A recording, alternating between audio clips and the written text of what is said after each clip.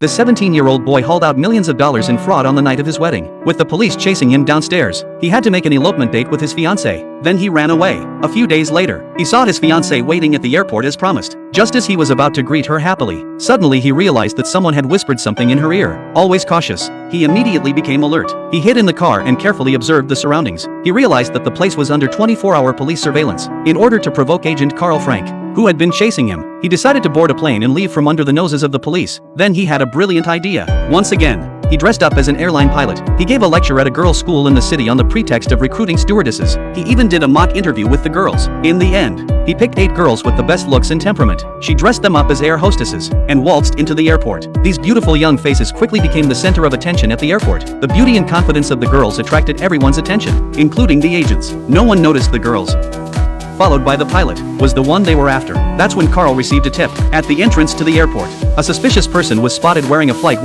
uniform. When they chased him out and found him, Don't shoot me. I'm just a driver.